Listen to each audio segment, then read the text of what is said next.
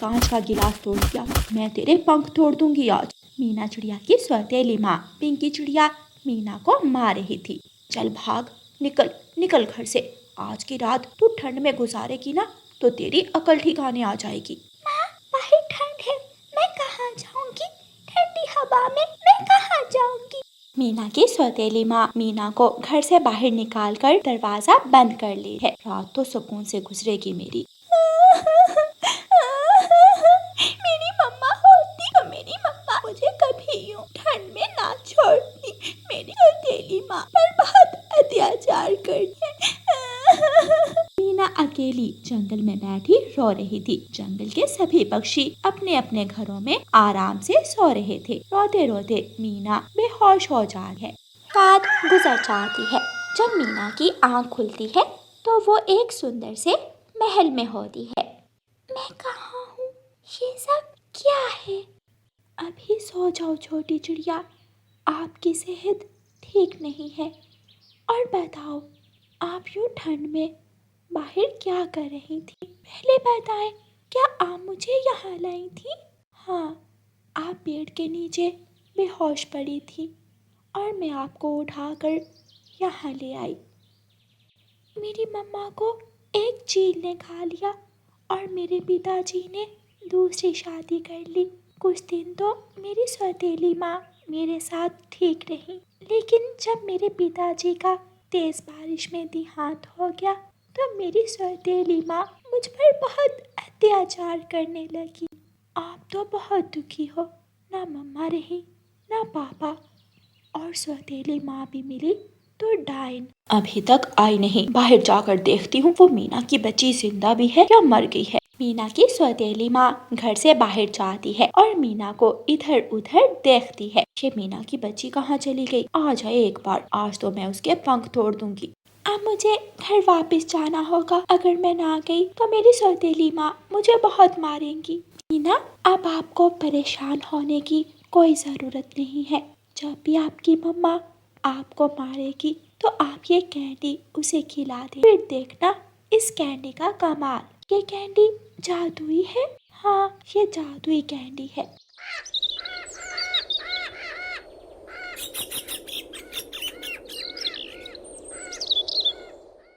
मीना वो जादुई कैंडी लेकर अपने घर चली जाती है।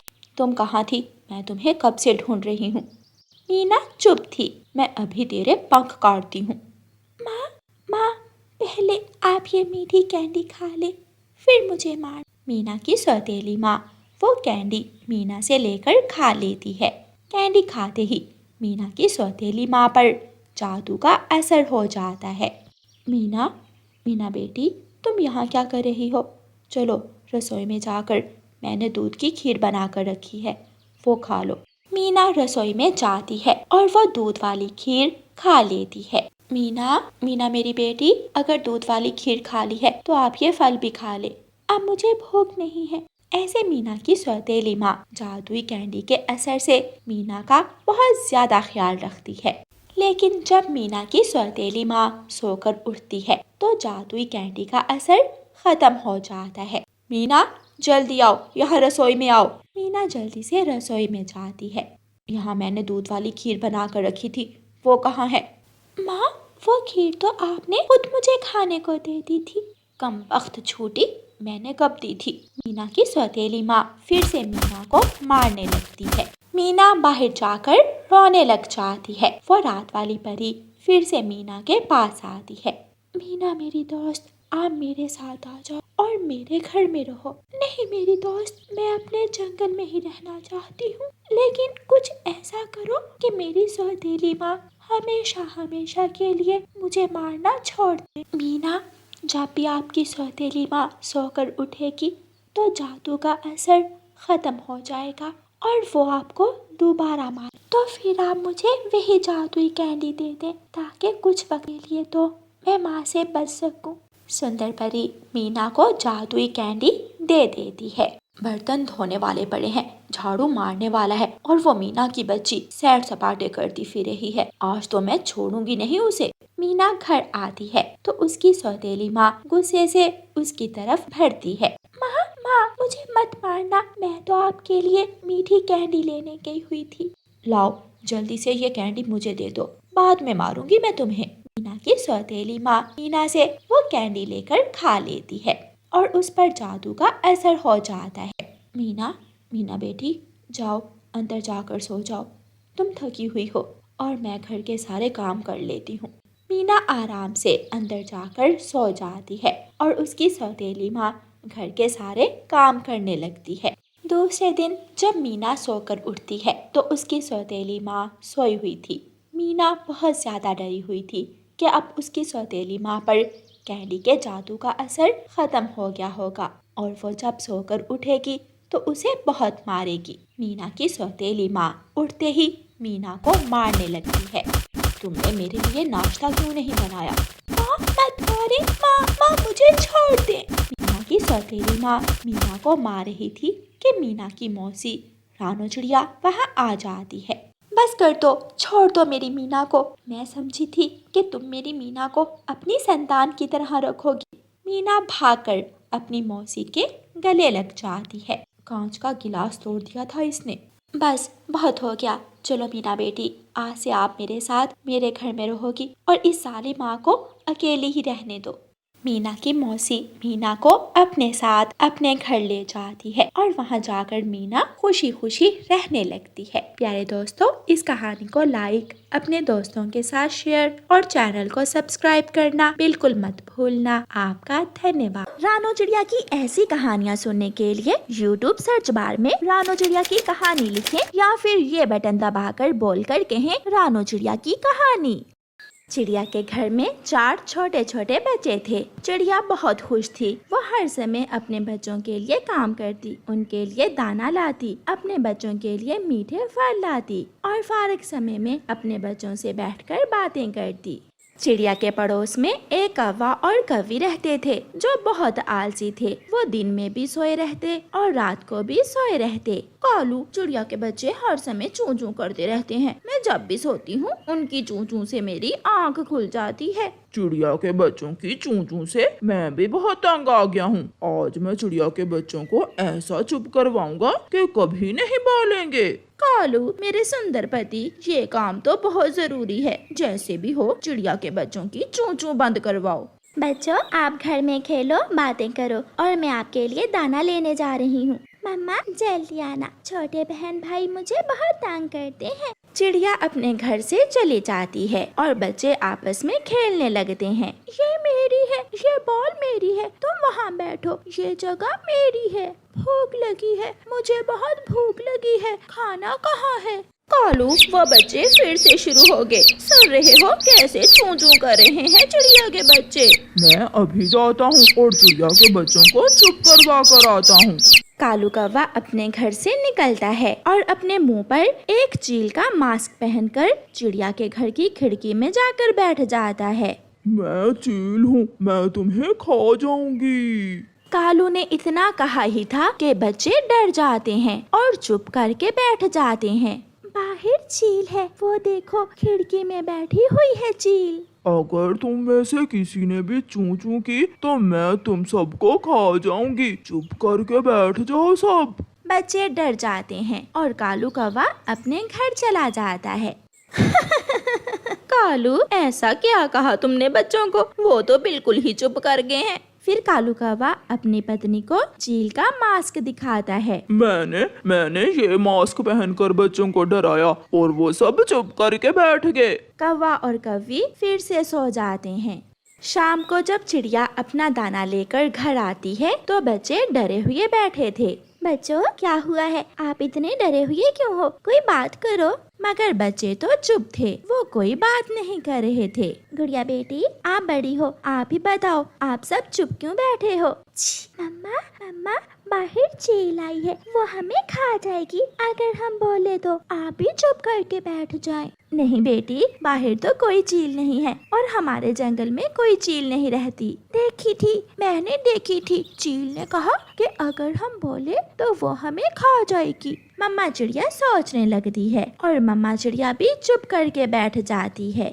दूसरे दिन छोटे बच्चे फिर से चील वाली बात भूल जाते हैं और आपस में खेलने लगते हैं। मम्मा चिड़िया अपने घर से थोड़ी दूर छुप कर बैठ जाती है। मैं भी तो देखूं कि वो चील कहाँ से आती है मेरे बच्चों को डराने।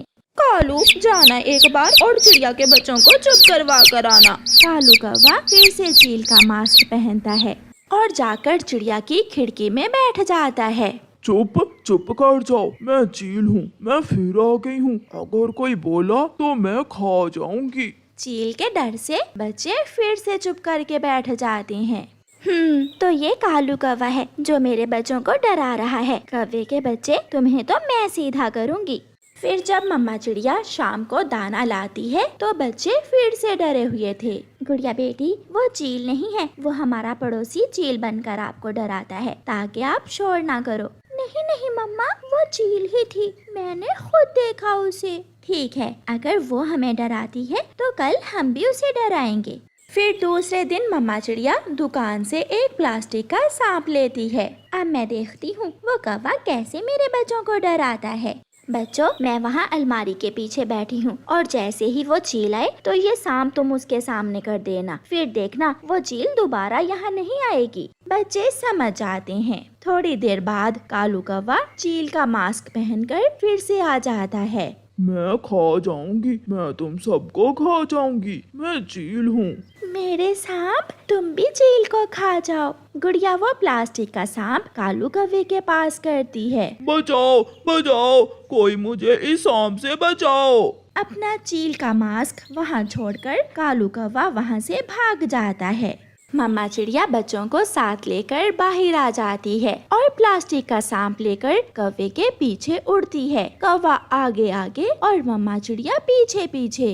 रुको रुको चील कहीं की, आज तो मेरा सांप तुझे खा ही जाएगा। बच्चे ये देखकर जोर जोर से हंस रहे थे और उछल रहे थे। ऐसे कालू कौवा दूर निकल जाता है। शायद अब वो कभी चिड़िया के बच्चों को डराने नहीं आएगा। दूध की बोतल, दूध की बोतल, गरम गरम मौसम में ठंडी ठंडी दूध की बोतल।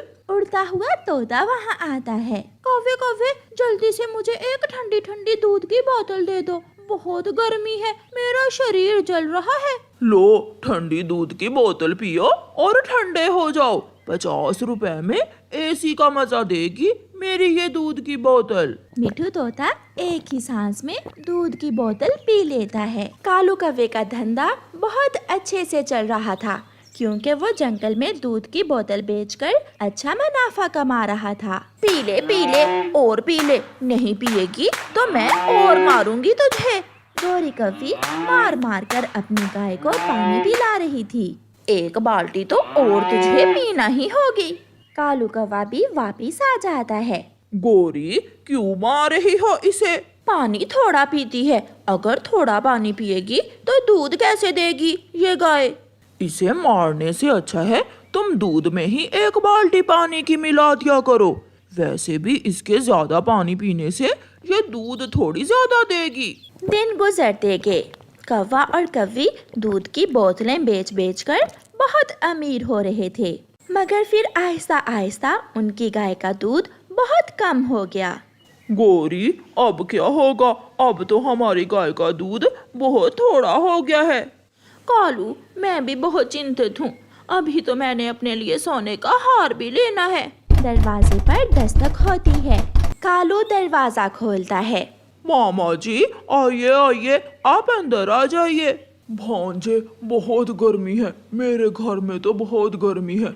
सोचा अपने भांजे के पास जाता हूँ और 2-4 दिन गाय का ठंडा ठंडा दूध पी कर आता हूँ। कालू और उसका मामा घर के अंदर चले जाते हैं। मामा जी, आपको क्या दूध पिलाएंगे? अब तो हमारी गाय दूध बहुत ही थोड़ा देती है, धंधा भी बंद हो गया है। दूध की बोतलें बेच बेच कर अच्छा खासा मुनाफा आ रहा था। मेरे पास एक उपाय तो है जिससे दूध गाय के बिना ही बन जाएगा। मामा जी, जल्दी बताइए, क्या उपाय है? केमिकल वाला दूध। मुझे पता है कि केमिकल वाला दूध कैसे बनाते हैं। मामा जी, अच्छे काम में देर कैसी? आप हमें कल ही केमिकल वाला दूध बना कर दें और कालू फिर से दूध की बोतलें बेचना शुरू कर देगा। फिर दूसरे दिन कालू का मामा अपने घर से दूध बनाने वाला केमिकल ले आता है। एक बाल्टी पानी में थोड़ा केमिकल और सफेद रंग मिलाकर कालू का मामा तो बाल्टी भरकर दूध बना देता है। ना चारा डालने की टेंशन, ना गोबर उठाने की, अब तो बनेगा मुफ्त में दूध। मामा जी, आप हमारे घर में ही रहिए और हर रोज कालू जी को ऐसे ही केमिकल वाला दूध बनाकर दे दिया करें। कालू केमिकल वाले दूध की बोतलें बनाकर जंगल में निकल जाता है। कालू अपना ठेला लिए आवाज लगाता हुआ जा रहा था। दूध की बोतलें, ठंडी ठंडी दूध की बोतलें। कौवे भैया, बहुत गर्मी है, मुझे एक बोतल दूध की तो दे दो। कौवा चिड़िया को केमिकल वाले दूध की बोतल दे देता है और आगे बढ़ता है। बुलबुल भी कालू कौवे से केमिकल वाला दूध लेकर पी लेती है और फिर मैना भी। ऐसे बहुत से पक्षी कालू से केमिकल वाले दूध की बोतलें लेकर पी लेते हैं। हाय मेरा पेट, मेरे पेट में बहुत दर्द है। ना जाने उस कालू के बच्चे ने दूध में क्या मिलाया हुआ था। बुलबुल भी रोती हुई चिड़िया के पास आती है। चिड़िया चिड़िया, जब से मैंने कौवे से दूध की बोतल लेकर पी है, मेरे पेट में बहुत दर्द है। मैं तो दर्द से मर रही हूँ। बुलबुल बहन, क्या बताऊँ, मेरे साथ भी ऐसा ही है। ये कौवे का बच्चा ना जाने पक्षियों को क्या पिला रहा है, मुझे इसका उपाय करना होगा। कबूतर जंगल के फूड इंस्पेक्टर को फोन मिलाता है। इंस्पेक्टर इंस्पेक्टर, हमारे जंगल में एक कौवे की दूध वाली बोतलें पी पी कर सब पक्षियों के पेट में दर्द हो रहा है, वो कौवा जरूर पकड़ा जाएगा। थोड़ी देर बाद फूड इंस्पेक्टर आकर कौवे का दूध चेक करता है। मेरी मेरी अपनी गाय है, ये खालिस दूध है। केमिकल वाला दूध बोतलों में भरकर पक्षियों को बीमार कर रहे हो तुम दुष्ट कौवे, तुम्हें तो अब जेल की हवा खानी पड़ेगी। पुलिस आ जाती है। इसे पकड़ लो। पुलिस पुलिस, मेरे मामा जी को पकड़िए, उसी ने बनाया है ये केमिकल वाला दूध। पुलिस कालू कौवे के घर जाती है। यही है मेरा मामा जो केमिकल वाला दूध बनाता है। पुलिस पुलिस, मेरा क्या दोष है, इस कौवी को पकड़ो जो मुझसे ये गलत काम करवाती है। बुढ़े मामे, शर्म करो, मैंने कब कहा तुम्हें। मगर पुलिस सभी कौवों को पुलिस वैन में बिठाकर जेल ले जाती है और कौवों को बुरे काम की सजा मिलती है। मैं तो इंसानों की बस्ती की तरफ ही जाऊंगी। वहाँ खतरा है, सुना है वहाँ हर रोज एक शिकारी आता है। शिकारी? भला शिकारी हम कौवों को क्यों पकड़ेगा? मैं तो जाऊंगी, मुझे वहाँ की बेरियां बहुत पसंद हैं। फिर गौरी कौवी कालू को साथ लेकर जंगल के बाहरी हिस्से की तरफ चली जाती है।